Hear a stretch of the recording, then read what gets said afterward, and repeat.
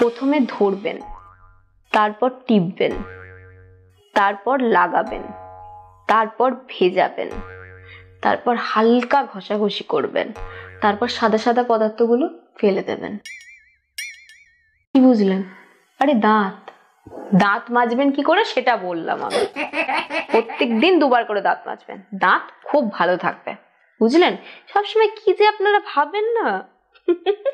আচ্ছা এটা বলো তো, জামাই এলো কাজে, বলতে পারে না লাজে, আমার একটু কাজ আছে 2 ঠ্যাঙের মাঝে, কি হবে?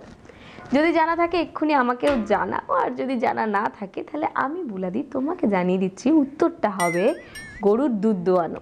2 ঠ্যাঙের মাঝখান থেকে গরুর দুধ দোয়ানো। 5 বেটায় ধরে, 32 বেটায় করে, 1 বেটায় ঢুকিয়ে নেয় ঘরে। বলুন, ভাবুন, একটু চিন্তা করুন, খুব সোজা। ভগবান, এত বাজে চিন্তা, নোংরা চিন্তা করলে হবে? ভাত খাওয়া, বুঝলেন না? 5 বেটায় ধরে, 32 বেটায় করে, 1 বেটায় ঢুকিয়ে নেয় ঘরে। কি কেমন লাগছে বলুন ব্যাপারটা? ঝোপের পাশ থেকে আওয়াজ। মেয়েটি বলছে, আহ লাগছে তো, আস্তে। ছেলেটি বলছে, আর একটু ধৈর্য ধরো, এক্ষুনি হয়ে যাবে। মেয়েটা বলছে, আমি যে আর পারছি না, খুব লাগছে। ছেলেটা বলছে, একটু ধৈর্য ধরো, দেখবে ঢুকলে ভালো লাগবে। মেয়েটা বলছে, খুব টাইট, আর পারছি না। ছেলেটা বলছে, ধুর, তোমার চুড়ি তুমিই পরো। আচ্ছা বলুন তো এটা কি হবে? বন থেকে বেরোলো ভূতি, ভূতি বলে তোর পাতে মুতি। কি হবে? পারবেন না? পাতি লেবু। কোন জিনিস দিলে বাড়ে? ভাবো ভাবো ভাবো, চিন্তা করো, আর আমাকে তাড়াতাড়ি জানাও। এত ভুল ভাল দুষ্টু চিন্তা সব মাথা থেকে বার করে দাও, কেননা উত্তরটা কিন্তু খুব সিম্পল।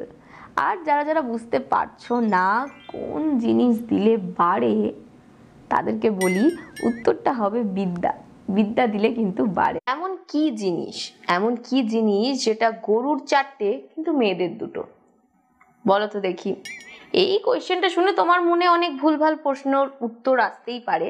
এইখানে সেই সব থেকে স্মার্ট হবে যে বলবে যে এখানে পায়ের কথা বলা হয়েছে। গরুর 4টে পা আর মানুষের 2টো পা। তুমি বলো তো, এই যে চুমু খায়, লিপ কিস, এটার ডেফিনেশন বা সংজ্ঞাটা কি? স্যার বলছে, ছি ছি ছি ছি, একে তো এত বাজে কথা, তার মধ্যে এসব সংজ্ঞা ফঙ্গা আমি জানি না। বলছে, জানো না তো মাস্টার? শোনো, একে অপরের স্বেচ্ছায় থুতু খাওয়ার নাম হচ্ছে লিপ কিস। স্যার তো অবাক। আজকালকার মেয়েদের বয়ফ্রেন্ডরাই মেয়েদের কাছ থেকে যা লোটার লুটে নেয়, হাজবেন্ডরা তো বেচারা চিৎকার আর অভিনয় ছাড়া কিছু পায়ও না। পূর্ণিমা রাত ছিল, ওর হাতে আমার হাত ছিল, ওর পায়ে আমার পা ছিল, ওর ওপরে আমি আর ও আমার নিচে ছিল। বলুন তো ও আমার কে ছিল? চোর চুরি করতে গিয়ে সেলফি তুলে ফেসবুকে পোস্ট করলো, আজকে প্রথম চুরি করতে এলাম। এই পোস্ট দেখে বাড়ির মালিক গিয়ে কমেন্ট করলো, তুমি ভেবো না বাড়ির সবাই ঘুমিয়ে পড়েছে, আমরা অলরেডি পুলিশকে খবর দিয়ে দিয়েছি, পুলিশ এলো বলে। এই দেখে পুলিশের কর্তা গিয়ে তার কমেন্টের মধ্যে কমেন্ট করলো, স্যার আমাদের গাড়িটা খারাপ হয়ে গেছে, আমরা হেঁটে হেঁটেই আসছি। কি গার্লফ্রেন্ড আছে? ঘনাদা খানিক্ষণ পরে মুখটা বেঁচিয়ে বললো, না গার্লফ্রেন্ড নেই, তার বিয়ে হয়ে গেছে, আবার 2টো বাচ্চাও আছে। বান্ধবী তো খুব হতাশ হয়ে বলল, ও সরি রে, তোর কি খারাপ লাগে? না খারাপ লাগবে কেন, আমার সাথেই তো বিয়ে হয়েছে, আমাদের তো 2টো বাচ্চাও আছে। বৌদিকে বলল, তুমি আমাকে এমন একটা কথা বলো যেটাতে শুনে আমার মন খুশিও হবে আবার একটু দুঃখও পাবো। সঙ্গে সঙ্গে বৌদি বলল যে, তোমার ওইটা তোমার ছোট ভাইয়ের থেকে ছোট বাট সুন্দর। ঘনাদা তো রেগে লাল, মানে রেগে কি কি আমার কোনটা আমার ছোট ভাইয়ের থেকে ছোট আর সুন্দর? বৌদি বলল, আরে মন মন।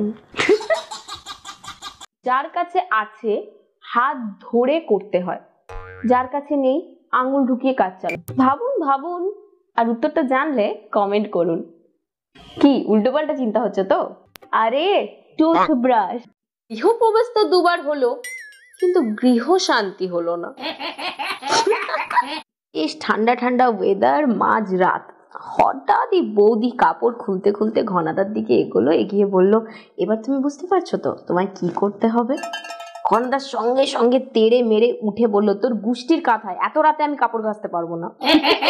আমি কয়েকটা প্রশ্ন করছি, তার উত্তর দাও। ঘনাদা বলল ঠিক আছে। এবার দৈত্য বলল, বল সূর্য অস্ত যায় কেন? ঘনাদা খানিকক্ষণ ভেবে বলল, কেন কি সূর্যর বউ খুব রাগী, ও যদি বাড়িতে না যায় রাত্রেবেলায় ওর বউ ওকে মারবে, তাই। দৈত্য বলল ঠিক আছে। পরের প্রশ্ন, আচ্ছা বলতো স্বর্গের থেকে উঁচু কি?